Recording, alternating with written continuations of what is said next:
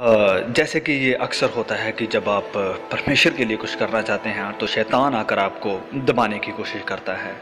मैं भी अचानक से सोचने लगा कि मुझे इस फ़िल्म के लिए हाँ नहीं करनी चाहिए थी और मैंने तो इतने गलत काम किए हैं, जब लोगों को पता चलेगा तो ये सही नहीं होगा और मुझे इस फ़िल्म के लिए ना कर देनी चाहिए, मैं इस मूवी के लायक नहीं हूँ।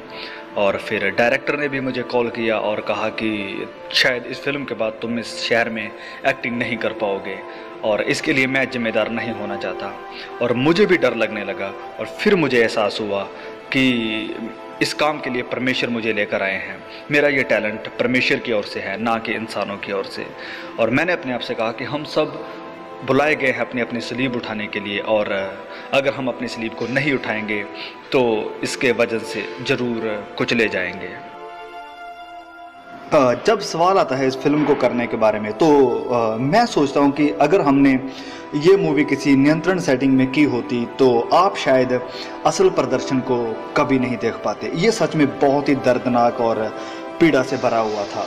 शुरुआत में ही मेरी हालत बहुत बुरी हो चुकी थी और मैंने पूरी कोशिश की कि मैं यीशु के जैसे बन सकूं, क्योंकि मैं नहीं चाहता था कि लोग मुझे देखें। मैं चाहता था कि लोग यीशु मसीह को देख सकें, कि जब लोग इस मूवी को देखें तो वो अपने आप को देख सकें जैसे कि हम अपने आप को देखते हैं, ऐसे नहीं पर परमेश्वर की नज़र से कि वो हमें कैसे देखता है। अनजाने में मुझे बहुत कोड़े भी लग गए थे और मैं बुरी तरह से चोटिल हो गया था।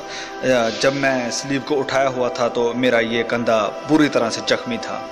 मूवी को करने से पहले मेरा वज़न तकरीबन 210 पाउंड के आसपास था, पर मूवी के बाद जब मैं स्लीव पर था मेरा वज़न 168 पाउंड ही रह गया था। मैं बहुत बीमार हो चुका था, मेरे दोनों फेफड़े तरल पदार्थ से भर गए थे, निमोनिया हो गया था। और जब शूटिंग ख़त्म हुई तो बहुत से लोग इस बारे में नहीं जानते हैं और मैं ज़्यादा बात भी नहीं करता, लेकिन मुझे दिल की सर्जरी करवानी पड़ी थी और शूटिंग के अंतिम दिन में आसमानी बिजली मुझ पर गिर पड़ी थी। और इस फिल्म की शूटिंग के वक्त मैं बहुत ही एक गहरी परिस्थिति में था और पूरी शूटिंग के दौरान मैं लगातार प्रार्थना करता रहता और वचनों पर मनन करता था।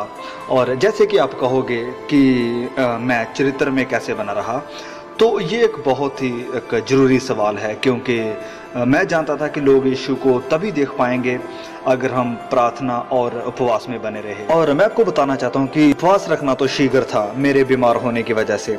और फिर मूवी के अंत में जब मैं स्लीप पर था तो मेरा पूरा शरीर नीला पड़ गया था। ये कोई मेकअप नहीं था, मेरा शरीर सचमुच नीला पड़ गया था।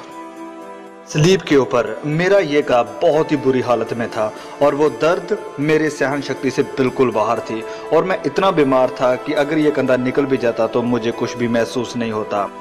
और मेरे दिल में भी मुझे कुछ समस्या महसूस हो रही थी। और फिर जब डॉक्टर ने मशीन लगाकर चेकअप किया तो उसने हमारे डायरेक्टर मेल गिब्सन से कहा कि ये मर सकता है। तो हमारे मेल गिब्सन भी सोचने लगे और फिर मुझसे कहा कि जिम क्या करना है।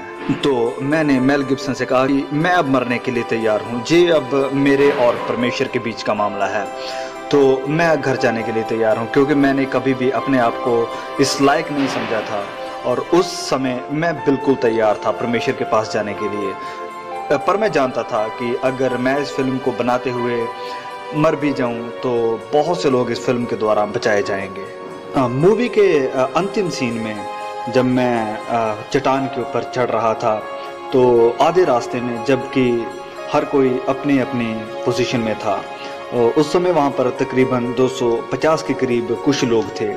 तो रास्ते में ही मुझे एक साया महसूस हुआ। ये एक बुरी आत्मा थी, मुझे भटकाने के लिए कहा कि तुम तो मर रहे हो। तो मैंने कहा कि ये तो एक अच्छी खबर है, क्योंकि मैं जानता हूँ कि मैं अब किसके पास जा रहा हूँ।